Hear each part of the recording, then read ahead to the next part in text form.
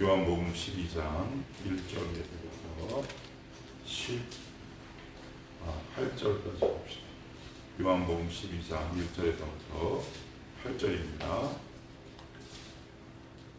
신약성경 167쪽 요한복음 12장 1절에서 8절입니다. 제가 봉독할게요. 6월절 엿새 전에 예수께서 베다니에 이르시니 이곳은 예수께서 죽은 자 가운데에서 살리신 나사로가 있는 곳이라. 거기서 예수를 위하여 잔치할새 마르다는 일을 하고 나사로는 예수와 함께 앉은 자 중에 있더라.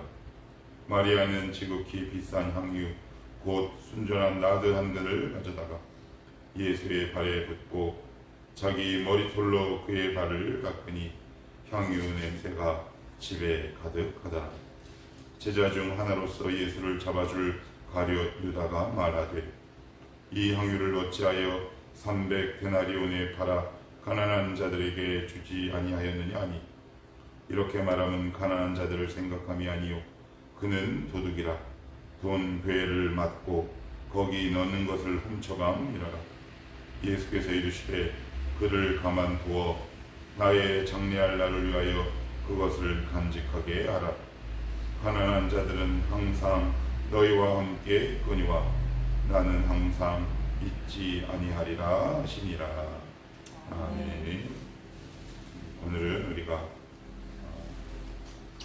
향유 도유 사건, 도유라는 말은 이제 기름을 붓는다라는 뜻을 가지고 있습니다.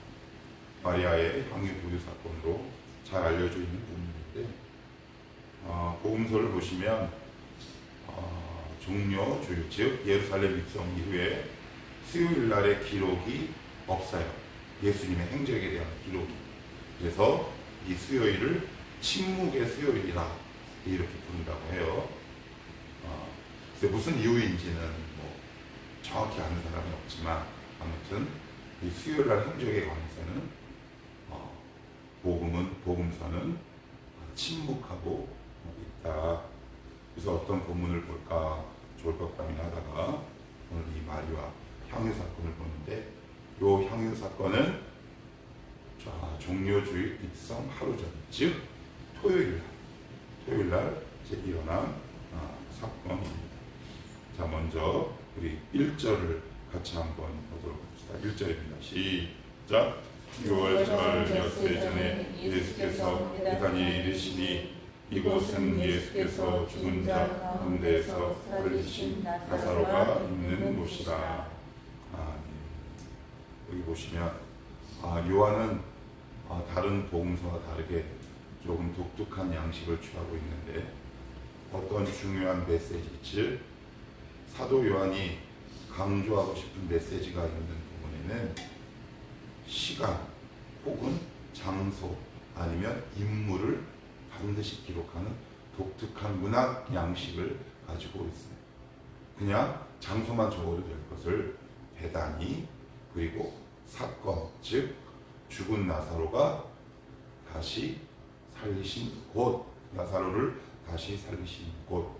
그러니까 이 메시지 자체가, 이 문장 자체가 사도 요한이 지금 전하고 싶은 메시지가 있는 거예요. 1절 보시면 이렇게 적고 있어요.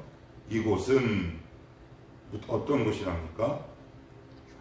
예수께서 죽은 자 가운데에서 살리신 누가? 나사로가. 그래서 제가 이 말씀을 이렇게 다시 한번 읽어볼게요. 죽은 자 가운데에서 살리신 나사로. 어제 이 말씀을 저녁에 준비하면서 교회란 어떤 공동체인가 이런 생각을 하다가 이 말씀이 마음에 많이 와닿더라고요. 교회는 죽은 자 가운데서 살리신 성도들이 있는 곳 맞지요? 맞습니다. 우리는 다 죽은 자 가운데에서 살리심을 입은 자예요. 여기 보시면 살은 능동형을 사용하고 있는 것이 아니라 살리신 수동형을 표현하고 있죠. 이 말은 인간 스스로 혼자 결코 되살아날 수 없는 것입니다. 그러면 한번 생각해 봅시다. 죽었다가 다시 살아났어요. 여러분이 그것이 오래된 지병이든 갑자기 발병한 것이든 간에 나에게 중한 병이 있는데 누군가의 도움으로 내가 기적적으로 회생했다면 병원에 갔더니 이런 진단을 내린다고 칩시다. 살 가능성 1%도 되지 않습니다. 그런데 누군가 고쳐줬어요. 그러면 그 집은 어떤 집이 될까요? 잔치집이 되지 않겠습니까? 그죠? 예. 그래서 교회는 잔치하는 곳이어야 해요. 주일에 교회 오는 것이 내 인생의 잔치여야 합니다. 주일에 교회 오는 것이 너무 괴롭다. 그러면 내 안에 이 고백이 빠져 있는지 몰라요. 어떤 고백이요? 죽은 자 가운데에서 살리신 이진사. 죽은 자 가운데 살리신 이금다. 이 고백이 우리 입술 가운데 터져나올 때 하나님 앞에 어떤 원망과 불신이 있겠습니까? 이 고백이 우리 입술 가운데 매일 나올 수 있다면 우리가 살아가는 현장 그리고 우리가 드리는 예배의 장소가 잔치가 될 수밖에 없어요. 그래서 소망하고 소원하기는 우리 청월함 교회 이 공동체 주일 예배가 잔치가 되기를 축복하고 여러분의 인생이 잔치 같은 인생이 되기를 축복해요. 왜요? 죽은 자 가운데에서 살리심을 받았기 때문에. 죽은 자 가운데에서 살리심을 받은 그 집은 뭐 한다 그랬습니까? 잔치한다 그랬죠? 그래서 2절 같이 한번 읽어봅시다. 시작. 거기서 예수를 위하여 잔치할세. 누가 잔치합니까? 죽은 자 가운데서 다시 살리심을 받은 나사로 집에서 그래요. 내 기쁨이, 내 영혼의 기쁨이 언제 있어요? 죽은 자 가운데서 주님이 나를 살리셨구나라는 분명한 확신과 신앙 고백이 있는 자만 그 신령이 잔치가 될 수 있는 거죠. 그러면 조금 더 그 안으로 들어가 봅시다. 잔치할 때 뭐가 필요할까요? 음식이 필요해요. 그죠?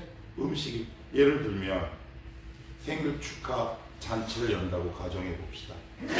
주인공이 필요하고요. 또 뭐 필요합니까? 하객이 필요하고요. 또 뭐 필요합니까? 선물이 필요하죠. 아니, 맨 입으로 얘기할 수 없잖아. 축하해 성훈아. 그럼 또 성훈이 또 얼마나 섭섭하고 시험 들 거야. 그죠? 하다못해 이렇게 먹다 남은 뻥튀기라도 주머니에 쓱 찔러 넣어주면 그래도 고맙지 않겠어요? 그러니까 예수님을 위한 잔치가 열려요. 잔치에는 하객, 주인공, 음식이 필요해요. 그래서 거기서 어떤 일이 발생하느냐. 3절도 같이 한번 읽어보고 시작. 마리아는 지극히 비싼 향유 곧 순전한 나드 향들을 가져다가 예수의 발에 붓고 자기 머리털로 그의 발을 닦으니 향유 냄새가 집에 가득하더라. 물론 이 마리아가 이 행동을 한 것을 주님께서는 어떻게 말씀하셨냐면 7절에 나의 장례할 날을 위하여 그것을 간직하게 하라 이렇게 말씀하셨지만 제자들은 그 향유 도유 사건 이전에 몰랐어요. 어떤 마음으로 그 발에 향유를 부었을까요? 잔치하는 마음으로, 기쁜 마음으로 부었단 말이에요. 한번 생각해 보십시오. 내가 죽었다가 다시 살아났는데 나를 고쳐주신 그 분이 바로 지금 내 앞에 있다. 어떤 거라도 해드리고 싶은 마음이 없겠습니까? 여러분의 통장에 얼마가 있는지는 모르겠고 내 주머니에 얼마가 있는지는 모르겠지만 이분을 위해서 내가 뭔가 해야 되지 않을까? 뭐 이런 생각이 자연 발생적으로 일어날 수 있는 게 뭐 순리이겠지요. 그런데 거기서 암초간에가 발생하는데 그것은 우리가 잘 알고 있는 가룟 유다입니다. 가룟 유다가 5절에서 이렇게 얘기해요. 이 향유를 어찌하여 300데나리온에 팔아 가난한 자들에게 주지 아니하였느냐 하니 300데나리온 1데나리온은 그 당시 노동자의 하루 품삯. 그렇다면 300데나리온은 300일의 이제 노동 삭신이 1년치 봉급이 조금 넘겠죠. 그래서 지금 돈으로 약 환산하면 3,500 혹은 4,000 정도. 결코 작은 돈이 아니에요. 그런데 그것을 예수님의 발 아래 붙는 것을 봤을 때 가룟 유다가 뭐라고 얘기하냐면 가난한 자들에게 줄 수 있었겠다라고 얘기를 해요. 되게 맞지요. 되게 맞습니다. 효율적이지요.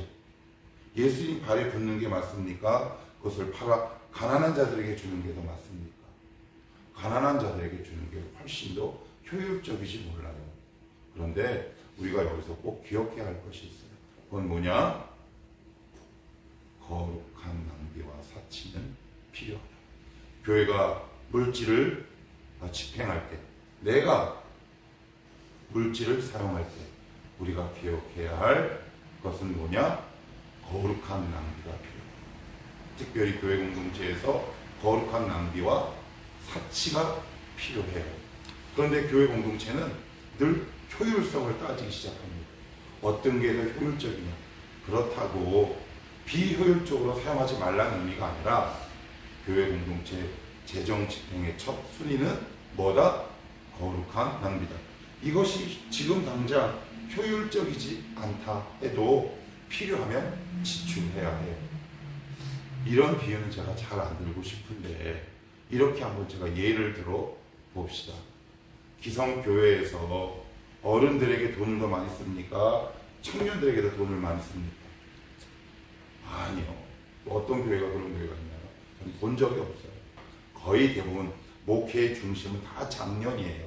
재정 집행의 7할 이상은 다 장년이라고요. 왜 그래요? 장년에게 재정을 집행하는 게 효율적이기 때문에 그래요. 더 리얼하게 얘기할까요? 청년은 돈이 없어요. 장년은 돈이 있다는 말이에요. 그러니 장년을 향해 재정을 집행하는 것. 이런 얘기는 좀 안 했으면 좋겠는데 너무 리얼하잖아요. 왜 그래요? 효율적이기 때문에 그래요. 장년에게 돈을 쓰는 게 효율적이에요. 왜요? 교회가 그들의 주머니에서 운영되기 때문에 그래요. 아닌가요? 아니라고 말 못합니다. 왜?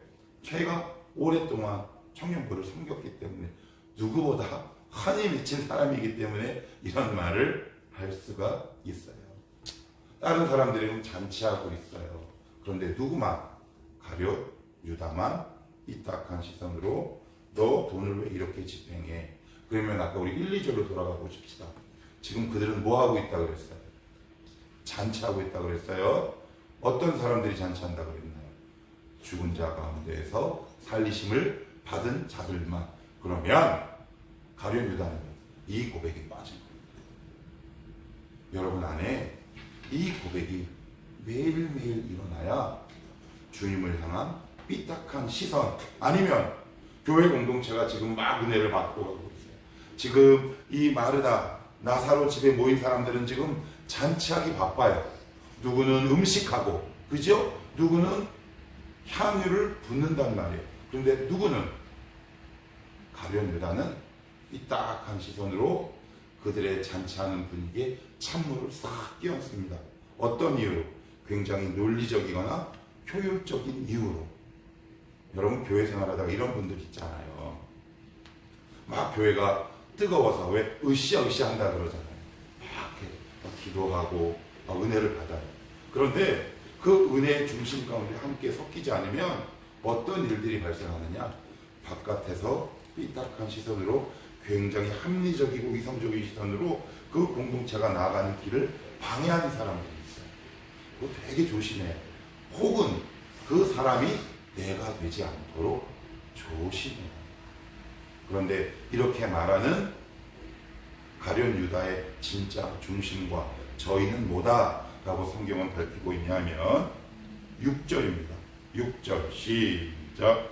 이렇게 말하면 가난한 자들을 생각함이 아니요 그는 도둑이라 돈 괴를 맞고 거기 넣는 것을 훔쳐감이라라. 그래. 무슨 얘기냐? 교회로 따지면 재정부 장로란 얘기예요. 그죠? 어떤 사람에게 재정을 맡기나요? 교회에서 가장 신뢰하는 사람에게 재정부를 맡깁니다. 그런데 가룟 유다는 주님의 신뢰와 신의를 저버리고 다른 사람들은 예수님을 위하여 찬치 않은 이 마당에 자기의 이익에 반하는 일이 발생하니까 이렇게 악한 말을 내뱉지요. 늘 자기 중심적인 사람이었단 말이에요. 우리가 하나님 앞에 깊이 있게 은혜를 받지 못하면 우리는 늘 자기 이익과 자기 중심을 좇으며 살아갈 수밖에 없어요. 은혜에서 소외되는 사람들. 주님, 저를 다시 살리셨습니다. 라는 이 신앙 고백이 우리의 삶 가운데 결여되면 우리는 끊임없이 자기 이익을 추구해요. 그거 이상한 거 아니에요. 본능이잖아요. 그죠? 예, 본능이에요. 그랬더니 주님께서 요렇게 말씀해요. 자, 우리 8절 말씀 같이 한번 읽어봅시다. 자, 시작. 가난한 자들은 항상 너희와 함께 있거니와 나는 항상 있지 아니하니라 하시니라. 그래요. 우리 주님은 항상 가난한 자들과 함께 있었어요. 그죠? 그런데 이 말씀을 보면 약간은 우회고 뜻밖이에요. 제가 청년 때 이 말씀을 읽을 때 약간 섭섭무리했어요. 약간 시험 비스무리하게 들었어요. 늘 가난한 자들과 함께 계셨다는 말이에요. 그런데 이 부분에서만큼은 주님이 가난한 자들은 항상 너희와 함께 있거니와 나는 너희와 항상 함께 있지 않는다. 곧 너희를 떠나 하늘로 올라간다라는 말이에요. 이 말씀이 의미하는 바가 뭘까? 참 예전부터 고민이 많이 들었어요. 제가 이 말씀을 이렇게 비유를 한번 들어볼게요. 이렇게 목회를 하다 보면 이런 상담을 섭섭지 않게 받아요.